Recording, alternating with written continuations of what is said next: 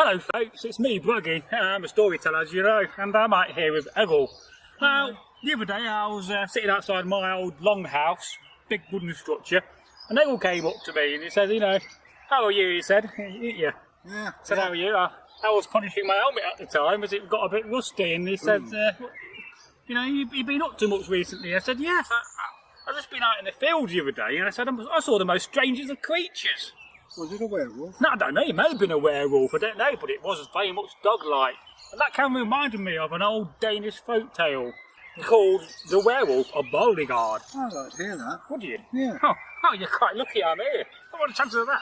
Exactly. Now, the other day, or a long time ago perhaps, or perhaps it was years ago, thousands, there was an old couple, in the 40s, but then they was very old, for us it was middle-aged. And they was married, of course, and they lived on a farm.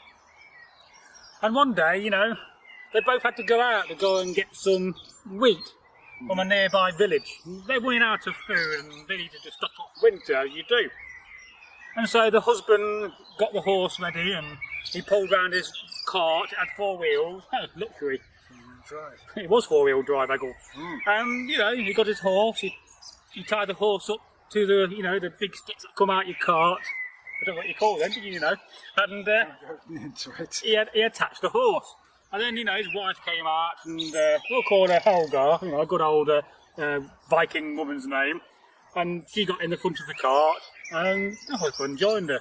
And it was late morning, they set off riding the horse and cart to the nearby village. But unlike for us, it's not like a mile away, it was 20 miles away. And I'm sure you imagine that would take a couple of hours in a horse and cart along old dirty roads. And let's face it, in those times the roads were very dangerous, Eggle. I mean, what kind of creatures could you find on the road? Well, not only that, there's big holes full of water as well. Yes, rivers to cross and streams and so forth, and bandits and mountain lions, and who knows, you know. And so they was going to the nearby village, and they came to the edge of the village where they was going to get the wheat. You know, the man had lots of sacks ready. He was a splendid farmer, this chap. You know, he knew they was coming. You know, he sent some kind of a rune stave to him a few days ago with a messenger. Can you sort us out with a cartload of wheat? And no problem. And so they got there, started to load up. But the husband, you know, he said, well, my dear, he said, I can't come back with you. I've got some more business to take care of and I'll walk back tomorrow. But on the way back, you must be very careful. And she had a pitchfork. And you may be wondering, what is a pitchfork? Well, a pitchfork is basically a wooden fork. You do fork your hay and your whatever, your grass with. Get your bales. Use it around your farm. And so, you know, she had that. And she was coming back and suddenly she heard a rumbling in the forest, movement. And she knew something was not quite right. For she had this feeling that some creature was following and spying on her. And so she got the pitchfork in her hand thinking she may need it. Perhaps it was a bandit. Perhaps it was a mountain lion. We both know it was a werewolf. Shock of that. And suddenly the werewolf jumped out of the forest and started trying to claw the woman, Helga, and she got the pitchfork and kept it back. And, you know, go away, will you, go away. And she just kept on stabbing it with the pitchfork. And no matter how many times this werewolf, this dog-like creature on 2 legs, with red eyes, big and big ears, and it smelt as well, it stank. You could not describe the smell of this thing. It was very, very smelly, Eggle. You know, worse than old man's socks. You know, indeed. Disgusting. Indeed, it's disgusting. They may not hear you talk up. So, you know, it's very loud out here in nature.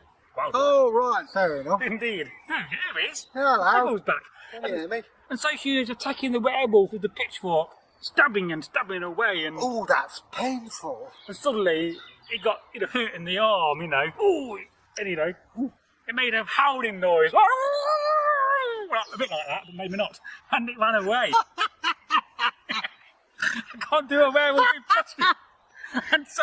It's like an irate hairdresser. Yeah. So the werewolf ran away, making its strange noise.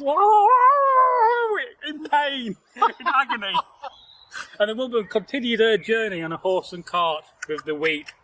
Yeah, you could be a horse, Eggle. I do a good horse impression, but not good as my parrot. And so, moving on from that, you know, the woman got back home and she was, you know, all shook up by this. I think you'd agree, Eggle. Yeah. You'll be shook up by a crazy werewolf. Oh dear.